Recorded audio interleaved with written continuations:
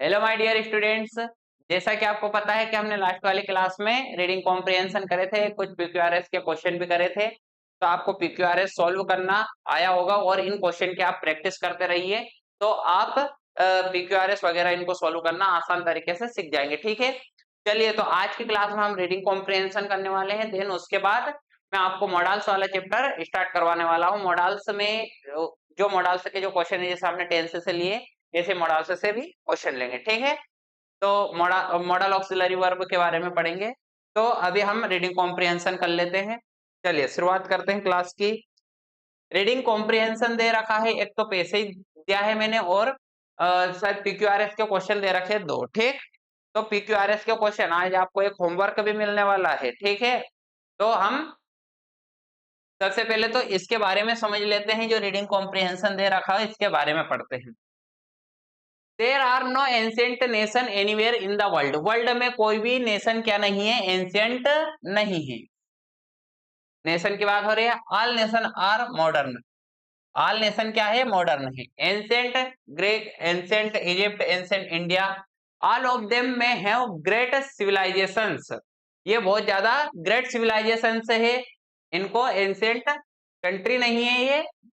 Country तो क्या, जो नेशन है वो भी कोई सा एंशियंट नहीं है, सब क्या है, मॉडर्न है। ठीक है, was architecture art and literature. Architecture मतलब जो भी भवन निर्माण कला को बोला जाता है। Art and literature are object admirations but they are not nations. ये सब क्या है, इनके ऑब्जेक्ट्स है, और क्या है, but they are not nations. तो हम इनको क्या बोल सकते हैं, सिविलाइजेशन बोल सकते हैं, ग्रेट सिविलाइजेशन बोल सकते हैं, लेकिन इनको एंशिएंट नेशन नहीं बोल सकते। To realize this truth you will have to forget for the time. ठीक, being the history you are taught at school, जो हमें स्कूलों में पढ़ाया गया है। Because it is that history, ये क्या है, इतिहास है। Drilled into your head from the time you were children. जब तुम छोटे बच्चे थे तो तुम्हारे दिमाग में इनको बिल्कुल जबरदस्ती मतलब भेजा गया है, कि समझाया गया है कि ये एंशिएंट नेशन, जो नेशन है वो क्या है, एंशिएंट है। तुम्हारी जो कंट्री वो क्या है, एंशिएंट है, प्राचीन कंट्री है, ऐसा बोला गया है। ठीक, फिर उसके बाद दे रखा in consistently renewed nation festivals and ceremonies the speech of your leaders and novels film and television serials that make it seem obvious. Obvious का मीनिंग याद रखना है ना। ऑब्वियस मतलब होता है क्लियर या स्पष्ट, जिसके बारे में बोला जाता है। To that your nation is ancient, और इन सब चीजों में अपने नेशन को क्या बता रखा है, एंशिएंट बता रखा है, कि ये क्या है, बहुत ही प्राचीन है, एंशिएंट है। ठीक, इन actual fact it is not true, पर ये क्या है, ट्रू नहीं है, ये सत्य नहीं है। Your nation is not indeed, no nation on earth is ancient. ये अर्थ पर एक भी नेशन क्या नहीं है, एंशिएंट नहीं है। Only modern people can imagine that way, लेकिन मॉडर्न पीपल इसको कैसे इमेजिन करता है, ये कैसे समझ सकता है ना। क्योंकि मॉडर्न पीपल ने तो इसको किस तरह से इमेजिन किया है, कि ये क्या है, सिर्फ मॉडर्न है, ओनली क्या है, मॉडर्न है। ठीक, चलिए अब इसके क्वेश्चन कर लेते हैं। कुछ क्वेश्चन, बहुत छोटा सा हमारा रीडिंग कॉम्प्रिहेंशन था। Find out the correct antonyms of the given word. अब जो वर्ड दे रखा है रियलाइज, क्या दे रखा है, रियलाइज। रियलाइज का एंटोनिम्स पूछा है बेटा। क्या पूछा है, रियलाइज का एंटोनिम्स।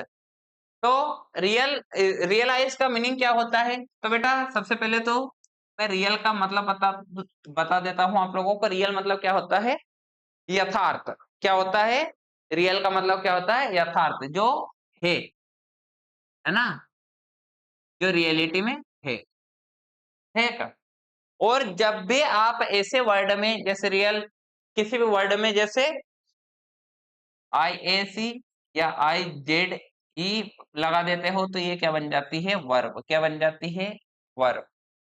क्या बन जाती है बेटा, ये बन जाती है वर्ब। और इसका मीनिंग हो जाता है टू मेक। क्या हो जाता है, टू मेक। ओके, किसी चीज के बारे में जो बनना बताती है, टू मेक होता है इसका मीनिंग। ठीक, तो रियल मतलब जो रियलाइज मतलब इस चीज को हम क्या कर रहे हैं, मतलब रियलाइज कर रहे हैं, तो इसका मीनिंग क्या हो जाएगा, क्या अंडरस्टैंड हो जाएगा, कॉम्प्रहेंड हो जाएगा, ग्रेप्स हो जाएगा, मिसअंडरस्टैंड हो जाएगा, क्या होगा? तो हमसे पूछा है इसका एंटोनिम्स, क्या पूछा है बेटा? एंटोनिम्स। तो ये जो तीन वर्ड दिख रहे हैं बी सी डी, ये तीनों तो क्या है, इसके ही मीनिंग है, हम रियलाइज कर रहे हैं, मतलब समझ सकते हैं, कॉम्प्रिहेंड कर सकते हैं, ग्रेप्स कर सकते हैं। लेकिन मिसअंडरस्टैंड उसका क्या हो जाएगा, आंसर हो जाएगा, क्योंकि वो क्या पूछा है उसने, एंटोनिम्स पूछा है। ओके, चलिए अगले वाले क्वेश्चन पर चलते हैं हम। Question number second, which of the following sentence statement sorry is correct? चारों ऑप्शन में से कौन सा स्टेटमेंट क्या है, करेक्ट है, तो इसके बारे में हमें बताना है। ठीक बेटा, only modern people can imagine the existence of ancient nation, तो मॉडर्न पीपल ने तो इसको क्या करा है, इमेजिन कर सकता है, ये तो आएगा नहीं। History books should be read again and again because they celebrate ancient nation, ये भी नहीं बोला है इसमें। Ancient India is an ancient civilization, ancient India को हम क्या बोल सकते हैं, एंशिएंट सिविलाइजेशन बोल सकते हैं, but not an ancient nation, लेकिन हम इसको एंशिएंट नेशन नहीं बोल सकते, यही बात इसमें बोली गई है। ठीक है, ये तो आएगा नहीं।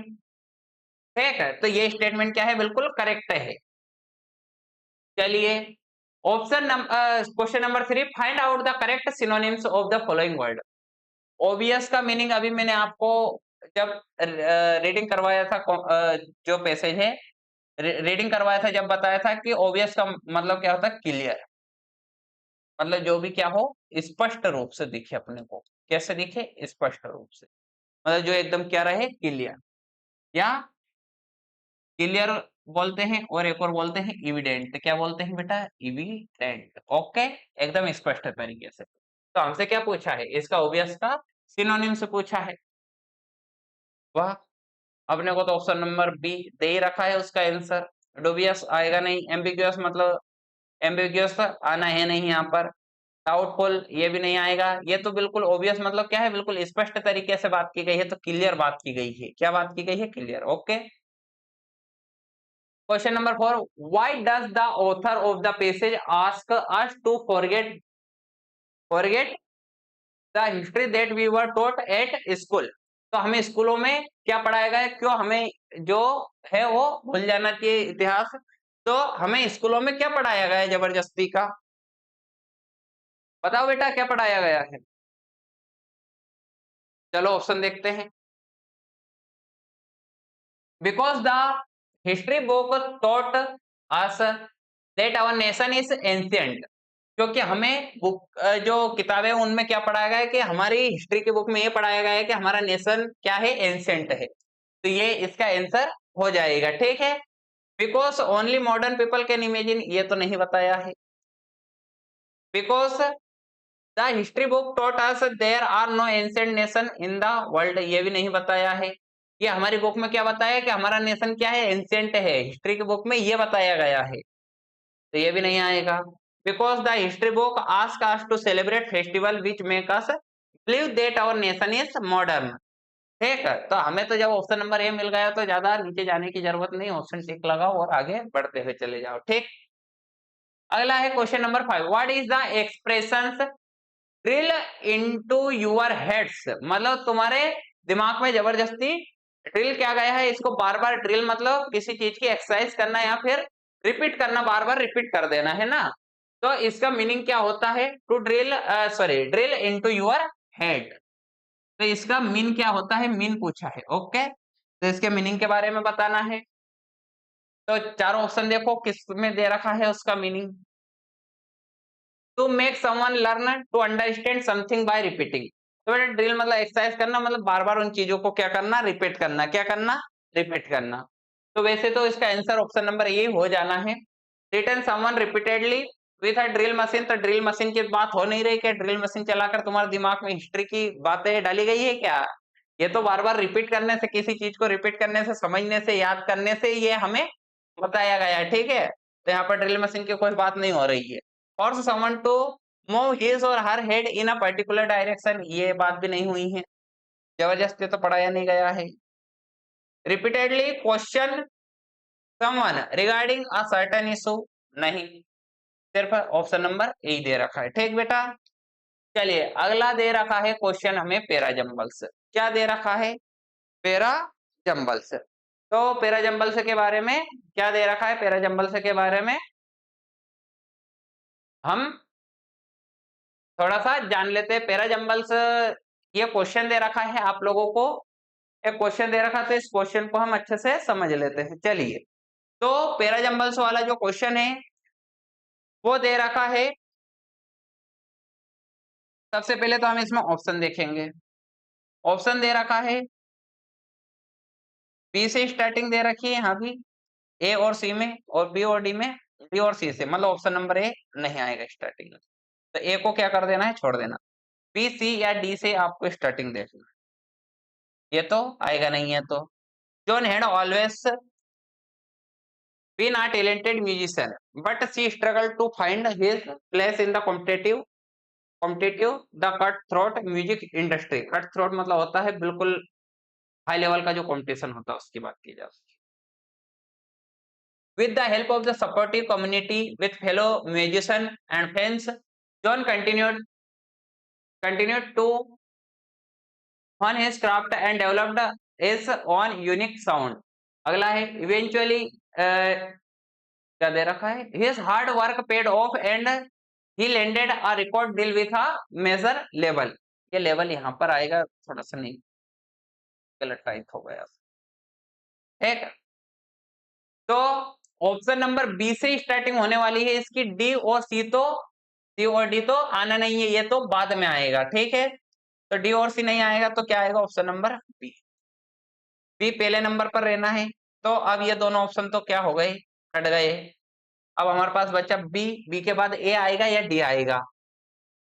अब बी पहले नंबर पर है, इसके बाद डी आएगा या ए आएगा, इसके बारे में हमें जानना है, ठीक है।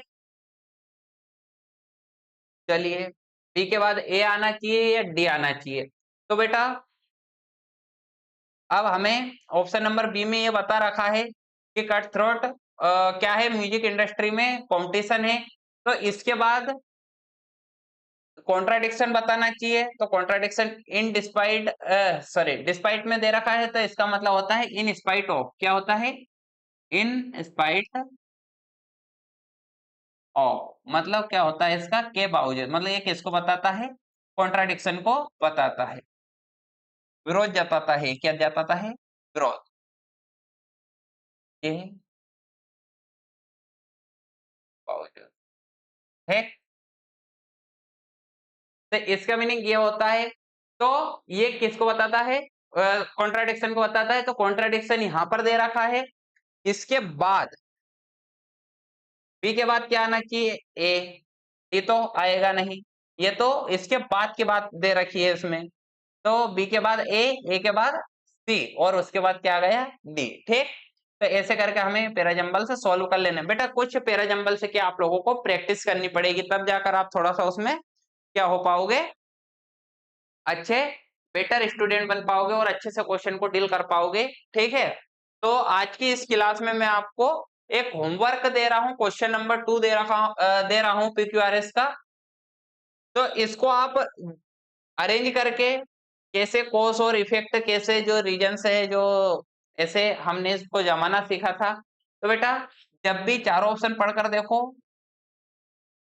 कॉज और इफेक्ट दे रखे, तो मेरे को ये बताओ सबसे पहले क्या आएगा? कॉस आएगा। तो अगर कॉस आएगा तो कॉस को पहले बताएंगे ना पहले नंबर पर, उसके बाद उसका इफेक्ट बताएंगे, तो उसकी स्टार्टिंग वहीं से समझ जाओ। या फिर अगर चारों ऑप्शन अलग अलग दे रखे हैं, तो कॉस और इफेक्ट से अगर रिलेटेड आ जाए, जैसे कोविड-19 वाला करा था हमने, तो हमने वहां से क्या समझ लिया कि हमें पहले उसका रीजन बताना पड़ेगा, देन उसके बाद उसका रिजल्ट हम बता सकते हैं। या फिर आपको चारों ऑप्शन चेक करना है कि स्टार्टिंग किससे हो रही है बेसिकली। तो चारों ऑप्शन अगर अलग अलग है, तो हमें सिर्फ वहां पर क्या देखना है? Opening statement. क्या देखना है? Opening statement. आप बोलोगे कि सर आपने ओपनिंग स्टेटमेंट देखकर बता दिया कि ओपनिंग स्टेटमेंट कौन सी है। तो चारों अगर ऑप्शन अलग अलग है, ए बी सी डी चारों ऑप्शन दे दिए, अब चारों ऑप्शन में से अपने को ओपनिंग स्टेटमेंट ढूंढना है, चारों में से अगर ओपनिंग स्टेटमेंट ढूंढ लिया तो हमारा एक ही बार में काम हो जाएगा। मान लो ए ऑप्शन आया या बी आया, ए से स्टार्टिंग दी, बी से या सी से, जिससे भी स्टार्टिंग दी उससे अपन समझ जाएंगे और हमारा आंसर क्या चला जाएगा, करेक्ट चला जाएगा। तो हमें सिर्फ उसमें क्या देखना, ओपनिंग स्टेटमेंट देखना है। ऐसे इनको सॉल्व किया जाता है। तो आज ये क्वेश्चन मैं होमवर्क में दे रहा हूं, तो ये आप लोगों को करना ही है। आप इसका स्क्रीनशॉट ले लीजिए, करके देखिए ना। ए बी बी और फिर वापस ए दे रखा है, तो सी और डी से तो स्टार्टिंग होने वाली है नहीं। सिर्फ ए और बी में ही आपको स्टार्टिंग ढूंढना है। ए और बी में आप सिर्फ स्टार्टिंग ढूंढिए। तो ए के बाद बी आएगा या बी के बाद